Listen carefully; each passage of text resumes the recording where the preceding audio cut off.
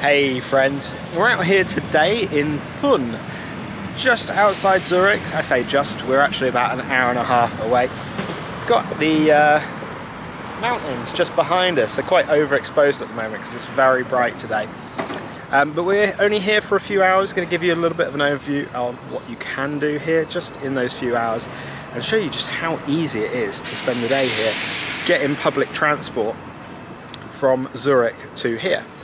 So if you guys do enjoy the video throughout, give us a thumbs up, do appreciate it. It really does help us out a lot. It would be great if you could hit the subscribe button, bell icon to be notified when we post all new videos. Let's go and explore. So pro tip, we are outside the main train station at the moment. We came in on the train and there's actually lockers in the station, which is fantastic. So we put all of our bags in a locker and it cost us 12 Swiss franc for 6 hours, which is great. That was an extra large locker. You do have smaller lockers, but look at that view. Look, there is snow on everything that we can see up there. So let's see what we can see in the local area. We've only got like 4 hours here. So just walking down from the main train station. Firstly, the train station looks a bit like a ski chalet, which is really cool. And then I've got all these little shops, little square, fountain, clock tower there. I'm sure there's like a castle around here somewhere, so we're going to see if we can find the castle. If you didn't have this crane in the background, this would almost be a picturesque view. So you got this cool looking bridge here. The water, we were just saying, is so clear. I'm guessing like it comes down from the mountains, because that makes sense, right? So, as I said, we found this bridge. It's actually a lock, like an old school looking lock, which is pretty cool. The water flowing around us is so clear. It's insane. We're going to go across this bridge and give you an overview of the mountains as well. There you go, so the views, I mean all around, you've got the mountains, snow-capped mountains. You can just see them. They are miles away, to be fair, but they are looking stunning. And as we said, the water here is crystal clear. I mean, you can see completely to the bottom there, which is just incredible. Such a picturesque place. So somewhere in the back there, you've got the Matterhorn. I don't think it's behind that. I don't think it's that one even, but like behind that one. It's looking far away. It says 4.5 hours from here, but we can see it on the map quite clearly. It's just, we don't know exactly how close it is from us right now. This has got kind of a little bit like a Venetian vibe to it, with the cute little streets that you've got. Obviously there's cars here, which you don't have in Venice, because you can't drive around Venice at all, apart from right on the outskirts, on the mainland. It's really cute. Lovely little area. Trying to avoid walking in the road too much so we don't get run over, but it's really nice. So just being in the square here, got music going, a couple of people there, and we had a coffee just in front of here. It cost us 10 franc, which works out about £9. Castle just in front of us. We're going to try and get up there later, but it doesn't open until 1, and our next train is at 3:30. It's really cute around here, isn't it? So we're going to get the bus in just a second. You've got to get tickets off of the bus. We're getting the number 1. We're going from the castle area. We're going up to like a painting we want to see. So we've gone for local zone. Here we go. We'll do it in English. Local zone. And then we're doing 1-day ticket, which is £6.60, which is about £6. And then you change the number of tickets, so you just put in how many you want.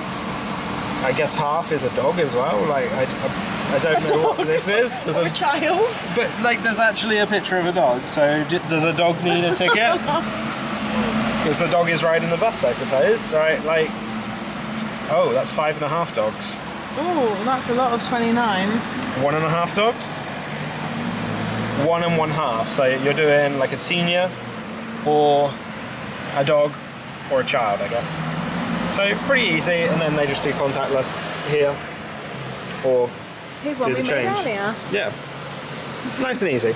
And in order to find our way around, we're actually just using Google Maps. So we're saying where we want to go from, where we want to go to, and Google Maps will tell us the bus that we need to get, where we need to get it from, and where we need to get off.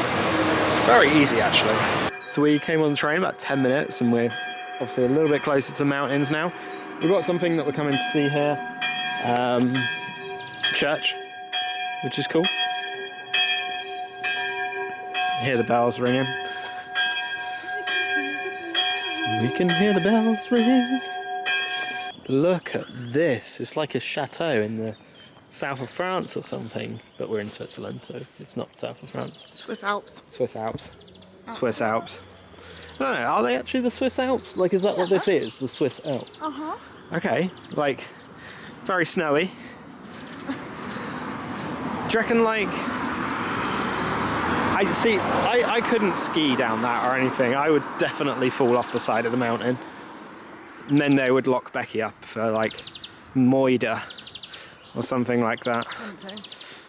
I'm sure she's very tempted by that quite often. So just inside the grounds of this castle, hotel thing, it's actually a hotel now. We thought it was a castle originally, but it is a hotel. We got this Thun Panorama.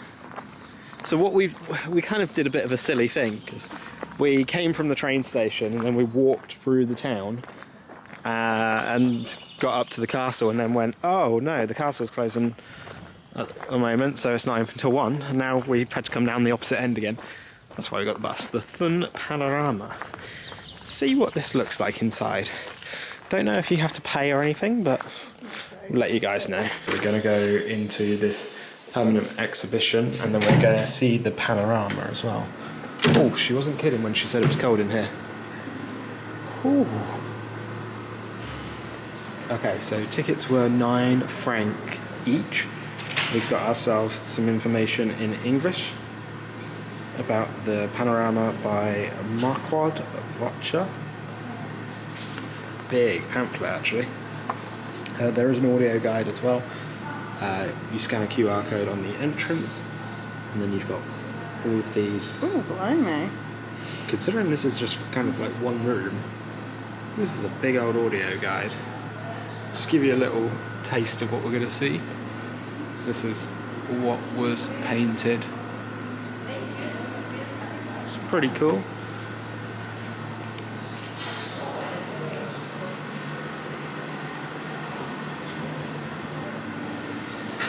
And we've got a timeline going around the top. Now the timeline is actually all in German, so we can't read that. So just heading up the steps at the moment. So the panorama is essentially what Thun would have looked like 200 years ago, it says. And then you've got kind of a full circular view. So the actual painting itself took 5 years to complete. It was done in 1809 to 1814, and what the guy Marquard Wocher would ask his friends that live in the local area to relay any changes to him, because obviously things change over the course of 5 years. You're going to miss out on the updates and whatnot that are happening in the local area. So he'd get, I guess, messages from his mates to say, right, this house has fallen down, or you know, they've built a new stable here or whatever, so he could keep the painting as up to date as possible. And then of course it was like transported here and preserved. It's very cold in here, to keep that authenticity and keep it as grounded as possible. We're actually just hearing, we've got Marquard Wocher, actually, he hid himself in his painting.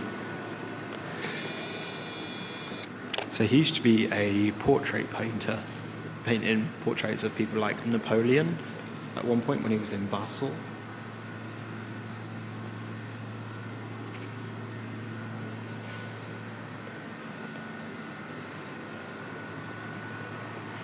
So there was a point actually in the early 2000s where this area actually flooded and they had to repaint and repair all of the seals in it. Another fact we heard is when this is rolled out, it's actually like the length of a football pitch. Well, they have to roll it out on football pitches essentially because it's so big.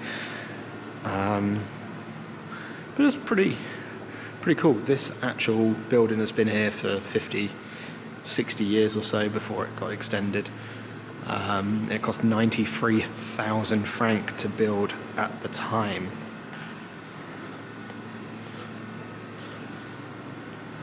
Pretty insane, all these cats everywhere.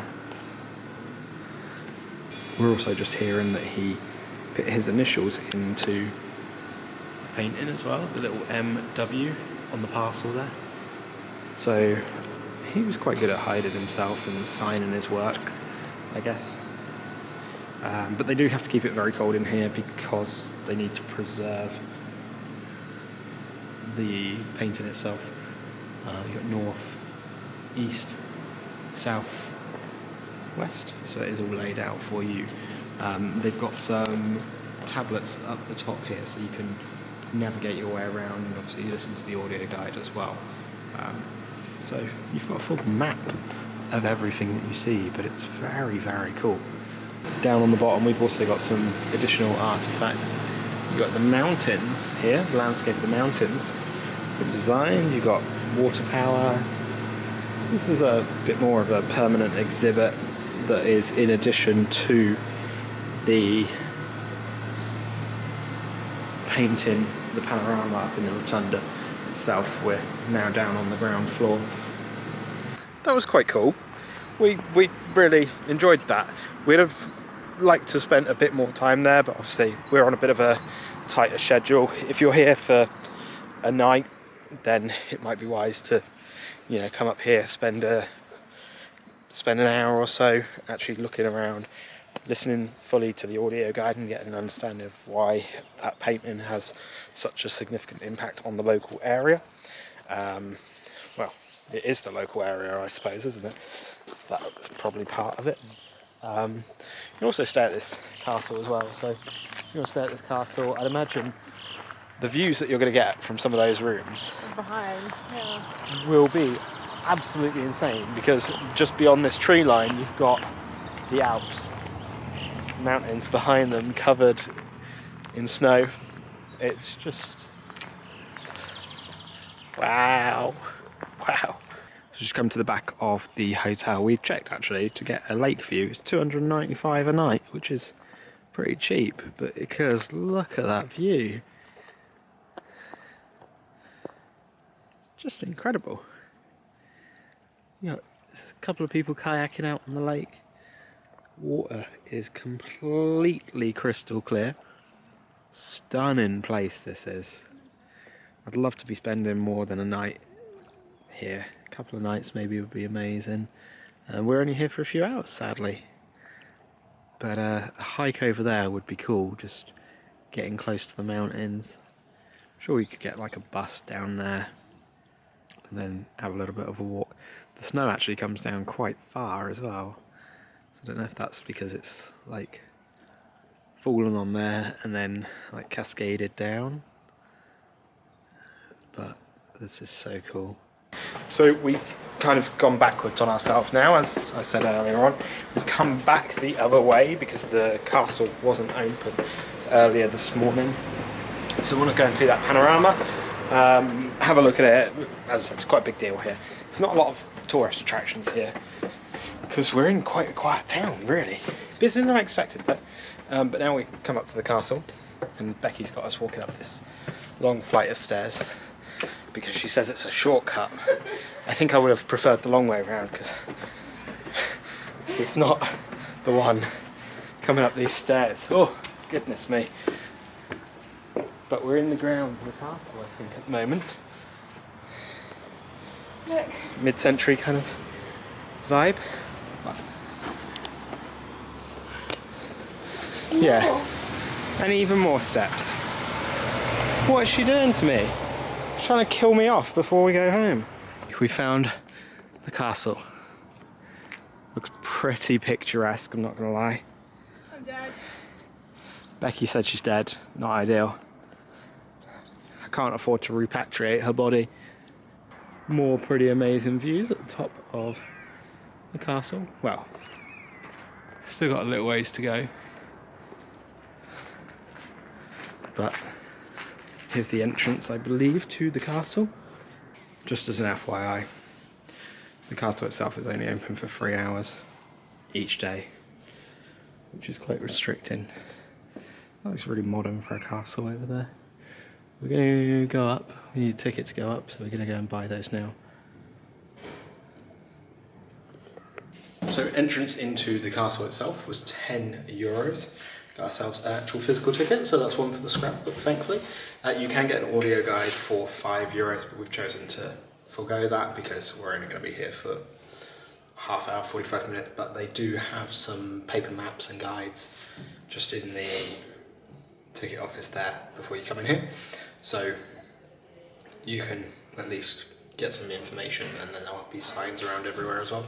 So just in the first room here, inside the castle, we've got a bit of a museum. We see some of the surrounding area here. So this screen here actually shows you how the landscape of Thun would have changed throughout the years. So you can see it sort of gradually expanding. We're at 1940s at the moment. 2020. So it's looking pretty densely populated, and then it stops at 2040. Obviously we're not quite there yet, but you can see. And it's giving you facts about how many inhabitants there are. So there's 43,800 inhabitants in the local area, which is quite small actually. It's just a slightly large town.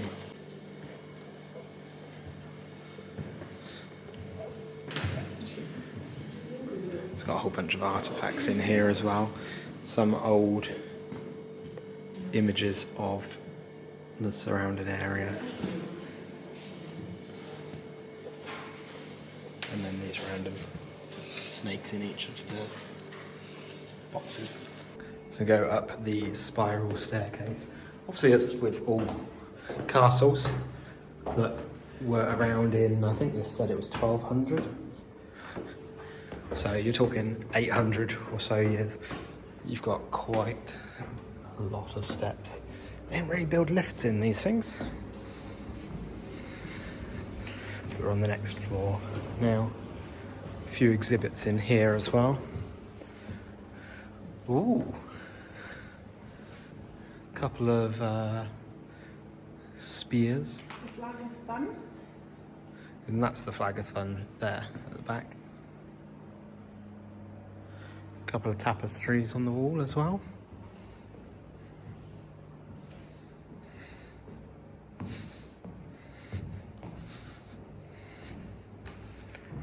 Quite cool. So each of these artifacts, you'll have a description of what they are.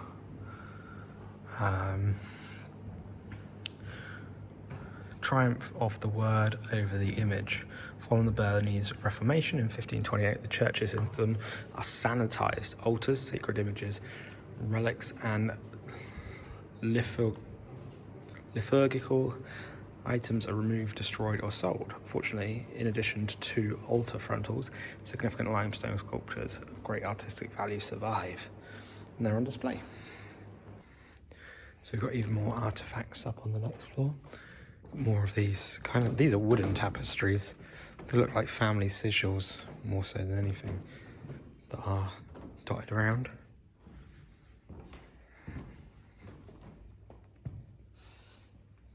Bones and horseshoes and actual shoes down the bottom.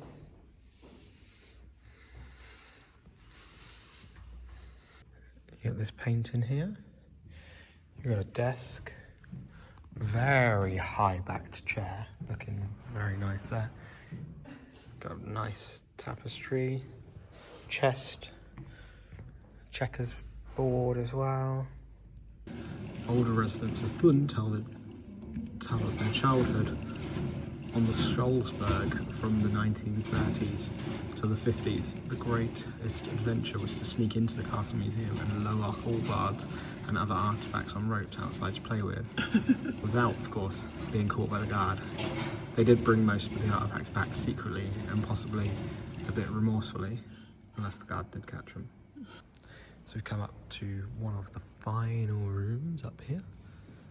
We've got all of these, like marionettes. We've got some suits of armour.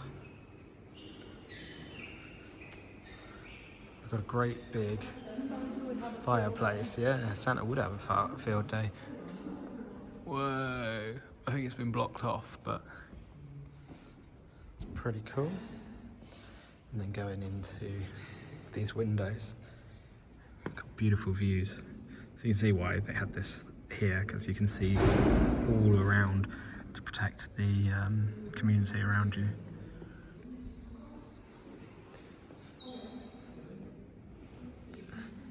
It's actually amazing to think as well, this room is 800 years old, which is pretty crazy. It's well preserved. They said it got replastered a couple of times in the 15th and 16th century. So, pretty insane. So now we're going to go even further up. We're going to go to the turrets. It says here, arguments about inheritance of the family lands led to the legendary fratricide at Thun Castle on this spiral staircase. We've not heard of that. We've not heard of it. Well, we probably have, but we haven't read it. Difficult to get up these stairs. Quite shallow steps, so just be careful. Oh, we've got the blood on the stairs. So what it's saying here is there was a fight between the brothers on that staircase over their inheritance of this, essentially. One of them killed the other, threw him off there into the courtyard, and then took charge, basically. Well, they've got a pizza oven. I'm sure it's just a normal oven. Look at that view.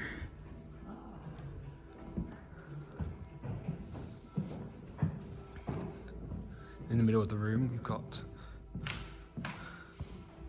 some depictions of the castle throughout time as it is built shortly after 1200. The John of Zaragan's is completed to the battlement level. The only room that will be used is the prestigious Great Hall. It is reached via an external staircase. Then move on to the 15th century. Present day roof structure is erected and a new story is thereby created, and it houses a local prison. And then the 17th century, from 1617 until the end of the 18th century, the building is used as a Bernese granary. For this reason, 3 floors are built beneath the Great Hall. There you can see, and you see this throughout there as well. That's quite cool. Giving you a little bit of a history of how they built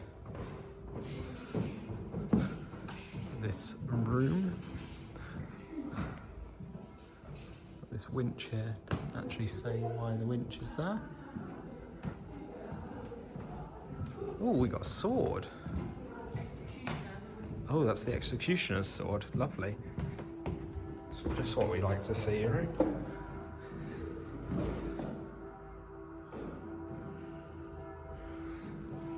Once again, stunning views over the landscape, both sides. This would have been where they'd fire their arrows through. Great view in order to do that. So here we've got the castle keep. This is where they would have been shackled up, probably 24 hours a day. And this, the first report of prisoners, it's saying, dates back to 1386. You can see some of their writings on the walls. they've made little carvings in the walls whilst they've been shackled in here. Gosh. Horrible, very, very horrible climate in there. Wouldn't be very sanitary at all.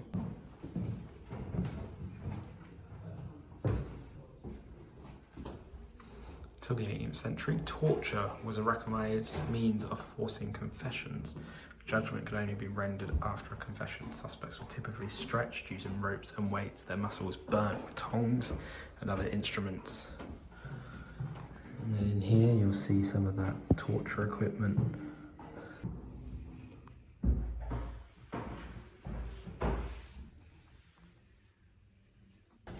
We're going up to the turrets. It says if you've got children, hold your hands, or if you've got me. I did fall up the other stairs, so I don't want to fall again. More steps to go up, all the way up to the top of the turrets.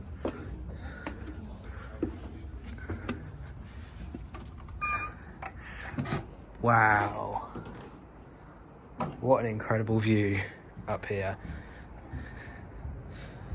Right the way over the town.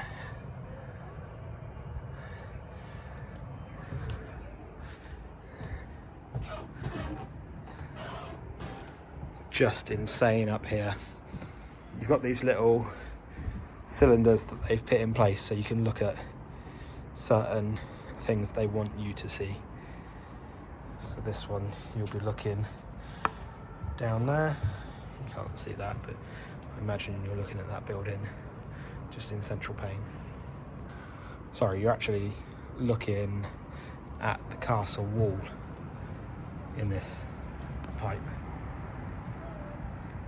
So just there, you've got the castle wall.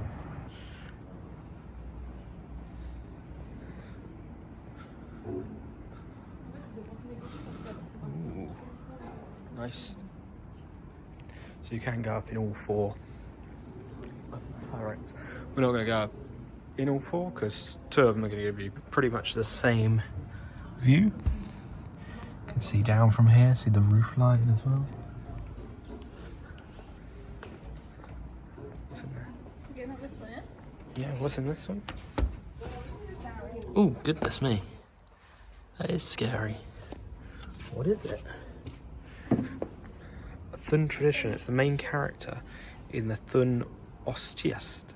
It's a festival that is vibrant annual Swiss tradition at the beginning of the autumn holidays. This jester with its unmistakable devil mask emerges in the early morning on Monday between the Castle Hill and Town Hall Square. Creepy. So we're up on the opposite corner now because we wanted to kind of give a perspective. That's where we saw the wall a second ago. And we've got some amazing views again. I really like these houses over here, built into the wall, built into the hill, sorry. Pretty cool.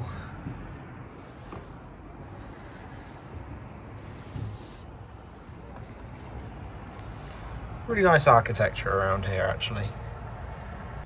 So in here we've got a whole bunch of practice material for battles and whatnot. It's teaching you how to saddle up. This will be the jousting practicer. So you'll use that to joust against. From tree trunks to structures, carpenters, stonemason and bricklayers were among the busiest craftsmen on medieval building sites.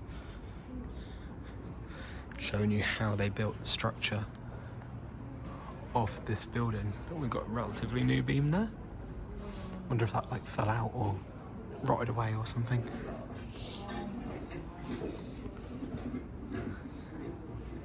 Pretty incredible. One cool thing you have about most places here actually in Switzerland is they provide you with lockers. So you can just put your bags in the lockers, which is nice. You don't have to carry it around with you going up all those steep steps. The majority of them are free as well, which is amazing. Alright, so that is the end of our short afternoon in Thun before we head back on the train and we're on to our next destination. Great to have the lockers here in the station, and just a nice way to spend a few hours. Now, we obviously made a couple of mistakes because we went a little bit back and forward, but finally getting to see that castle. We did think it was initially closed this time of year based on our research, but obviously it turns out it's not. It's only open for 3 hours a day though, so you've got to make sure that you are going up there at the right time. Really cool to see that panorama as well in the rotunda, because that is a really, really detailed painting. He has spent a long time researching that, and this is just such a picturesque place. It is great. Going to the hotel that we saw by the lake there, taking pictures in front of the mountains, and just really relaxing as we're walking around the town as a whole. I think it's a good way, if you're heading up to the mountains, maybe take a break here for a few hours and just see some of the scenery around the area, and add it into your pin on the map so you've ticked off another destination. Why not? Why not? So hopefully it's given you an idea as to whether you should come here or not. Hopefully you did enjoy the video throughout. If you did, give us a thumbs up. Do appreciate it. It really helps us out a lot, and it'd be great if you could hit the subscribe button and bell icon to be notified when we post all new videos. We'll see you on the other side. Thanks.